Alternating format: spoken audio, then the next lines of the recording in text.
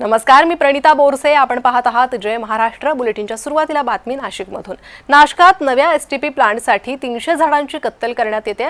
तपोवन परिसरात हा नवीन STP plant उभारला जाणार आहे, जो आता वादात सापडलाय.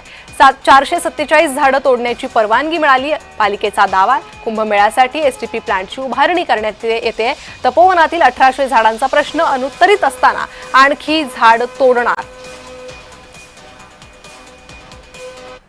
या संदर्भात अधिक माहिती देत आहेत आमचे प्रतिनिधी किरण गोटूर.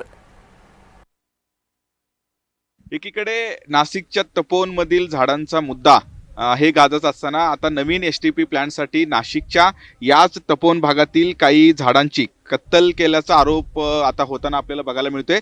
नाशिकच्या या संपूर्ण तपोवन भागामध्ये एसटीपी प्लांट हे तयार करण्यात येतोय आणि त्याच एसटीपी प्लांटसाठी काही झाडांचं कत्तल हे केल्याचा आता आरोप होत आहे. पण जे झाडांची कत्तल किंवा जे झाडं काढण्यात आलेलं आहेत ते रीतसर एकूणच परमिशन घेऊन हे झाडं काढलेलं आहेत अशा पद्धतीचा दावा महापालिकेचा आहे. पण या सगळ्या मुद्द्यावरती अजून एकदा वृक्षप्रेमींनी नाराजी हे व्यक्त केलेली आहे. आगामी कुंभमेळ्याच्या अनुषंगाने नाशिकमध्ये वेगवेगळ्या भागांमध्ये एसटीपी प्लांट होत आहेत आणि नाशिकच्या तपोवन भागात सुद्धा एक एसटीपी प्लांट होतोय आणि त्याच एसटीपी प्लांटचं काम आता या संपूर्ण भागामध्ये वेगाने सुरू असल्याचं आपल्याला बघायला मिळतंय आणि त्याच एसटीपी प्लांटसाठी काही झाडांची कत्तल झालेली आहे अशा पद्धतीचा आरोप आहे आणि काही झाडं इथून काढून टाकलेले आहेत असेही आरोप होत आहे. पण हे सगळे झाडं काढताना आम्ही रीतसर परवानगी घेतलेली आहे अशा पद्धतीचा दावा महापालिकेचा आहे. त्यामुळे एकीकडे जे तपोवनमधील जे झाडं आहे तिथे साधुग्राम तयार करण्यासाठी हे झाडं काढण्याचा निर्णय झाल्यानंतर अनेक आंदोलनं आतापर्यंत झालेली आहेत.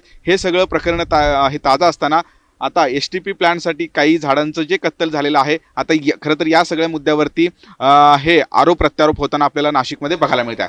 किरण गोटूर, जय महाराष्ट्र न्यूज, नाशिक.